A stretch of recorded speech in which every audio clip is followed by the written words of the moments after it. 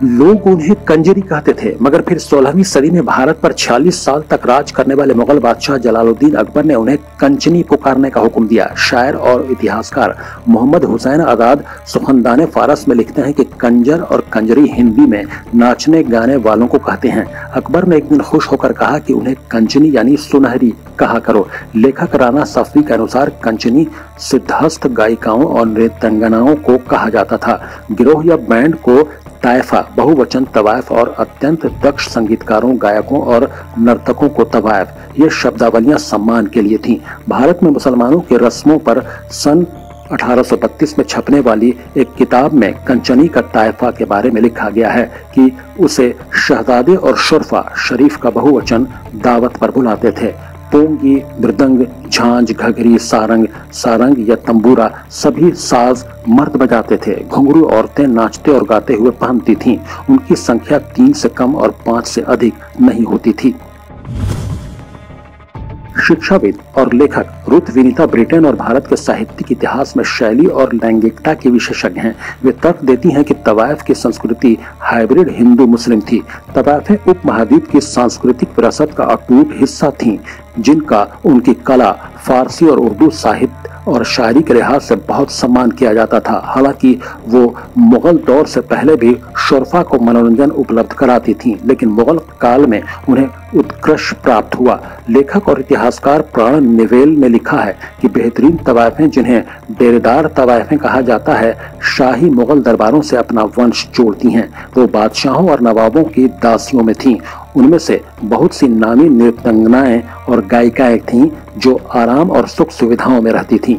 तवायफों से जुड़ा होना हैसियत, दौलत, सभ्यता और सौम्यता का प्रतीक समझा जाता था। उन्हें कोई बुरी औरत या दया का पात्र नहीं समझा जाता था। प्राण नेवेल ने अपनी किताब नाच गर्ल्स ऑफ इंडिया में बताया है कि कैसे उत्तर भारत में तवायफों को दौलत, ताकत, इज्जत और राजनीतिक पहुंच हासिल थी और उन्हें संस्कृति पर अथॉरिटी समझा जाता था। शरीफ खानदान अपने बेटों को तहजीब, आदाब और बोलने की कला सीखने के लिए उनके पास भेजते थे। इतिहास के जानकार सलीम किदवई का कहना है कि बहुत से मुगल राज्यों और सल्तनतों में सभी हिंदू और मुस्लिम दरबारों में तवायफों ने एक महिला प्रभु वर्ग बना लिया था। वे उच्च शिक्षा प्राप्त थीं और कई अवसरों पर राजनीतिक मामलों में भी सक्रिय रहती थीं। एक उदाहरण सरधाना की शासक बेगम समरू 1753 से 1836 का है, जिन्होंने अपनी पेशेवर जिंदगी की शुरुआत एक तवायफ के तौर पर की थी। पत्रकार सौम्या राव लिखती हैं कि तवायफें दौलत और रुतबे वाली औरतें थीं। कलाकारों की श्रेणी में तवायफों का स्थान शीर्ष पर था। यह एक ऐसा वर्ग था जो गलियों में कला दिखाने और देह व्यापार से अलग था। इतिहासकार और शिक्षाविद दानिश इकबाल का विचार है कि तवायफें कलाकारों की श्रेणी में सबसे पहले आती थीं। जब पितृसत्तात्मक भारतीय समाज में महिलाओं को कोई जगह या भूमिका नहीं मिलती थी और अधिकतर अपने घर की चारदीवारी तक सीमित रहती थीं। पुरुषों के वर्चस्व वाले समाज में ये महिलाएं प्रभाव और पहुंच रखती थीं। वे सिर्फ कला और संस्कृति का केंद्र नहीं बल्कि स्वतंत्र विचारों वाली महिलाएं थीं। पुरुष उन पर निर्भर थे, न कि इससे उल्टा मामला था। मर्द उनके मुलाजिम थे। संगीतकार हो या संगीत और नृत्य के गुरु, मर्द उनके ग्राहक, मर्द उनके दलाल।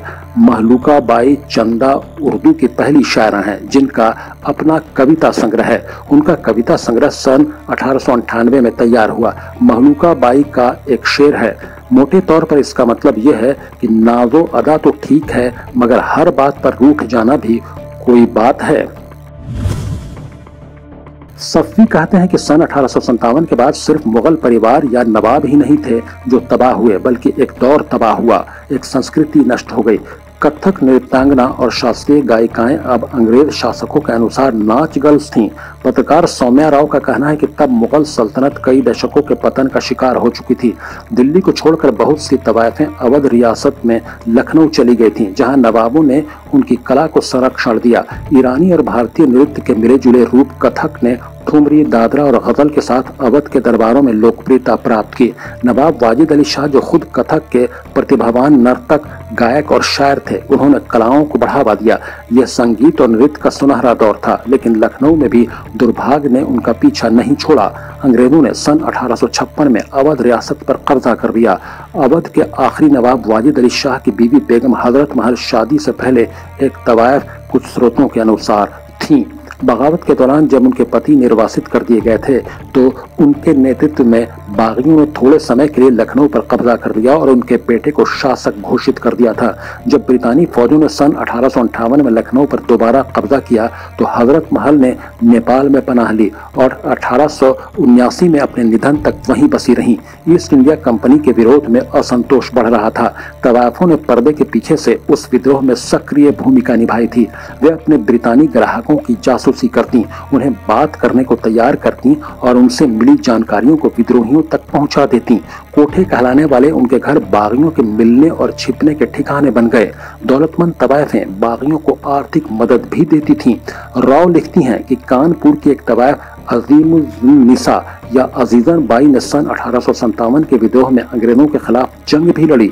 जब अंग्रेज विद्रोह के मुजरिमों को सजा देने लगे तो उन्होंने तवायफों पर भी कहर बरपाया। सौम्या राव लिखती हैं, जो उत्तर भारत में तवायफ, दक्षिण भारत में देवदासी, बंगाल में बाईजी और गोवा में नायकन कहलाती थीं, उन पेशेवर गायिकाओं और नृत्यांगनाओं को ब्रितानी राज में नाच गर्ल्स कहा जाने लगा और उनके पेशे को 19वीं सदी के आखिर में देह व्यापार से जोड़ दिया गया।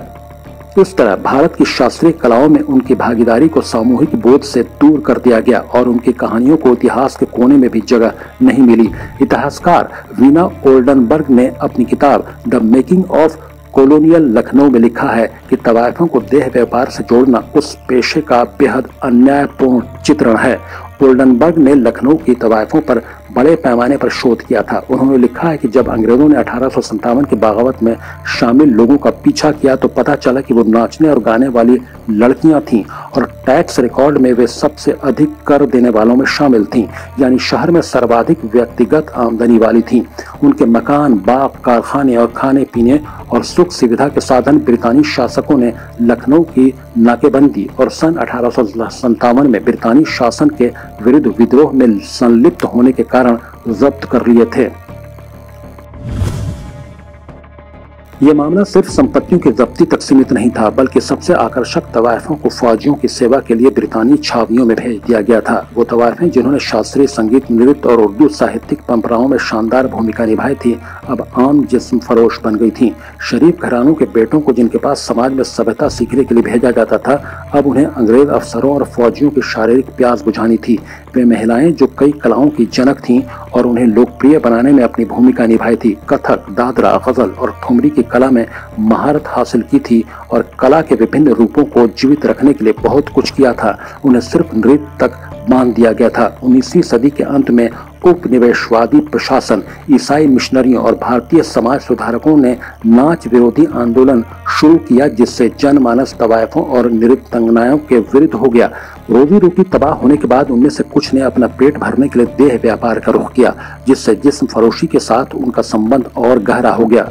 कर्दिटोफ इवानिक लिखती हैं कि माना की तवायफें पढ़ी लिखी और उच्च वर्ग की महिलाएं थीं और यह भी कि उन्होंने भारतीय कलाओं में अपनी भूमिका अदा की थी। इस वास्तविकता पर पर्दा नहीं डालना चाहिए कि उन्हें मर्दों को शारीरिक सेवाएं भी देनी पड़ती थीं। बहुत सी तवायफों पर मर्दों का वर्चस्व था। कुछ को शारीरिक अत्याचार का निशाना बनाया गया, कुछ को कैदियों जैसी जिंदगी गुजारने पर मजबूर किया गया, या जब मर्द आपस में उनके जिस्म के लिए लड़ते थे तो नतीजा उन्हें ही भुगतना पड़ता था। तवायफ के जीवन पर लगे क्रमवार ग्रहण की झलक कुछ साहित्यिक कृतियों में मिलती है। नसीम आरा ने 1960 के दशक में लिखी गई अमृतलाल नागर की किताब ये कोठे वालियां की एक कहानी में कहा है कि 19वीं सदी की डेरे वाली तवायफों के एक व्यक्ति से शारीरिक संबंध होते थे जो आमतौर पर पूरे परिवार की देखभाल करता था। अगर घर का मुखिया मर गया तो वह अपनी जिंदगी विधवा की तरह बिताती थी। 20वीं सदी के शुरू में अब्दुल हलीम शरर ने नवाबों की प्रशासनिक व्यवस्था में अवध के जीवन और संस्कृति पर अपनी किताब गुलदस्ता लखनऊ लिखी। वो लखनऊ में तवायफों के 3 वर्गों का बयान करते हैं और कंचनी उनमें से एक है। दूसरा वर्ग जिसका वो जिक्र करते हैं चूना वाली है। ऐसी औरतें जो पहले चूना बेचती थी लेकिन अब बाजारू औरतें बन गई हैं। और तीसरी नगरान जिनका संबंध गुजरात से है। वो इन तीनों गिरोहों को बाजारों की रानियां कहते हैं। उनका मूल पेशा जिस्म बेचना है, तो यह बदलाव था। निस्संदेह एक कारण यह रहा होगा कि नादिर शाह और अहमद शाह अब्दाली के दिल्ली पर हमलों के बाद मुगलिया सल्तनत बिखर रही थी और शाही संरक्षण अब उच्च जीवन स्तर को बरकरार रखने के लिए पर्याप्त नहीं रह गया था। वो इतनी अमीर और ताकतवर थी कि शरर लिखते हैं कि हकीम मेहदी जैसे सौम्य व्यक्ति जो बाद में अवध के वज़ीर-ए-आज़म बने, अपनी शुरुआती सफलता के लिए प्यारू नाम की एक तवायफ पर निर्भर थे। प्यारू ने अवध सूबे के गवर्नर के तौर पर उनकी पहली नियुक्ति पर शासकों को तोहफा देने के लिए रकम दी थी। यह हास्यास्पद बातें इस हद तक बढ़ गई थी कि कहा जाता है कि जब तक कोई व्यक्ति तवायफों से संबंध न रखता हो वो सुसंस्कृत नहीं कहलाता था। इस समय यानी 1913 में कुछ तवायफें मौजूद थीं जिनके साथ उठना बैठना निंदनीय नहीं और जिनके घरों में खुलेआम और बेधड़क जाया जा सकता था। स्पष्ट है कि शरर सन 1856 के बाद लिख रहे थे, जब पारंपरिक तवायफों की संस्था अंग्रेज नष्ट कर चुके थे। कादी अब्दुल गफ्फार का उपन्यास लैला के खुतूत सन 1932 में सामने आया था। यह शायद उर्दू का पहला नॉवल है जिसमें खतों की तकनीक का इस्तेमाल किया गया है। उन्होंने एक ऐसी तवायफ की जिंदगी को पेश किया है जो मर्दों के बनाए हुए समाज से त्रस्त है। अपने पत्रों में वो ऐसे समाज पर गहरा व्यंग्य करती है। इस आधार पर अजीज अहमद ने लैला के खुतूत को पहला प्रगतिशील उपन्यास बताया है। हालांकि प्रगतिशील आंदोलन इस उपन्यास के छपने के लगभग 4 साल बाद अस्तित्व में आया था। गौहर जान इस शर्त पर चंदा जमा करने का कार्यक्रम आयोजित करने के लिए तैयार हुई कि गांधी उनके कार्यक्रम में शामिल होंगे। कुछ उपलब्ध दास्तानों में से एक मलिका पुखराज की है, जो जम्मू कश्मीर में महाराजा हरि सिंह के दरबार से जुड़ी गायिका और नृत्यांगना थी। सलीम किदवई ने उन संस्मरणों का अंग्रेजी में अनुवाद किया है। इस प्रकार आमतौर पर तवायफ एक जिस्मफरोश के रूप में दागदार हो गई थी। 1960 के दशक के मध्य तक शायर नियाज फतेहपुरी याद करते हैं कि मेरे वालिद ने मुझे उन महफिलों में भेजना शुरू किया और यहीं से मेरे साहित्यिक जीवन की शुरुआत हुई। शहर की जानी मानी तवायफों की हैसियत एक ऐसे विद्वान की थी जिनकी बातचीत और जिनके अदब से शरीफों ने लखनऊ के सही आदाब सीखे। शायर ईला इंसुया के अनुसार थिएटर और फिल्म में तवायफों की भागीदारी ने अभिनय और साहित्यिक कला को बहुत शक्ति प्रदान की। जद्दन बाई भारतीय सिनेमा के जनकों में थीं। इसी तरह बेगम अख्तर भारत की सबसे सम्मानित और सफल गायिकाओं में से एक थीं, जिन्हें कला में महारत के लिए मलिका गजल कहा जाता था। कुछ और तवायफों ने भारतीय संस्कृति पर दूरगामी प्रभाव छोड़े। सबसे मशहूर गौहर जान थीं। वो 20वीं सदी के शुरू में ग्रामोफोन पर अपना गाना रिकॉर्ड करने वाली पहली भारतीय कलाकार थीं। अर्मीनियाई पिता और ब्रितानी मां के संतान गौहर जान ने अपना पूरा जीवन भारत में बिताया। गौहर जान ने 1900 के दशक में रिकॉर्डिंग आर्टिस्ट के तौर पर बेइंतहा कामयाबी हासिल की। महात्मा गांधी ने स्वतंत्रता आंदोलन के समर्थन के लिए स्वराज फंड में भागीदारी निभाने के लिए उनसे संपर्क किया। वो इस शर्त पर चंदा जमा करने के लिए कार्यक्रम आयोजित करने को तैयार हुई कि गांधी उनके कार्यक्रम को देखने आएंगे। Vikram Sampath my name is Gauhar Jaan में लिखते हैं कि गांधी न आ सके और गौहर जान ने 24,000 में से 12,000 रुपए उन्हें भेजे। 20 से 1922 तक महात्मा गांधी के नेतृत्व में असहयोग आंदोलन के दौरान वाराणसी में तवायफों के एक गिरोह ने स्वतंत्रता संग्राम के 1920 से 1922 तक महात्मा गांधी के नेतृत्व में असहयोग आंदोलन के दौरान वाराणसी में तवायफों के एक गिरोह ने स्वतंत्रता संग्राम के समर्थन के लिए तवायफ सभा स्थापित की। सभी की अध्यक्षता करने वाली हसीना बाई ने गिरोह के सदस्यों से अपील की कि वे विरोध के प्रतीक के तौर पर जेवरों के बदले लोहे की बेड़ियां पहने और विदेशी सामान का बहिष्कार करें।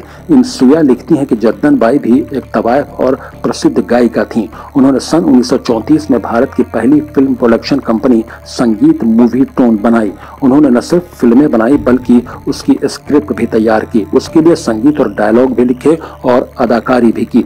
जद्दन बाई की बेटी नरगिस 1950 से 60 के दशक में बॉलीवुड के चमकते सितारों में से एक थी। सूफी कथक नृत्यांगना मंजरी चतुर्वेदी का कहना है कि तवायफ हमारे इतिहास का एक अनिवार्य अंग है। मिर्जा गालिब का नाम नहीं होता अगर कोई तवायफ नवाब जान उनकी शायरी न गाती। ये एक तवायफ थी जिन्होंने हमें गालिब से परिचित कराया। तवायफ की कला और संस्कृति को देह व्यापार से जोड़कर नीचा बना दिया गया। राना सफ़ी कहती हैं कि आज जिस्म फरोशी के लिए तवायफ शब्द का इस्तेमाल होता है।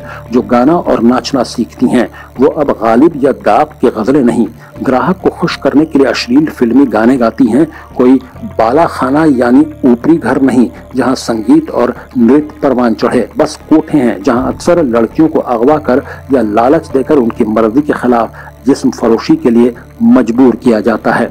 प्रकाश पीयूष के साथ खालिद रजा खान, महुआ न्यूज़, दिल्ली।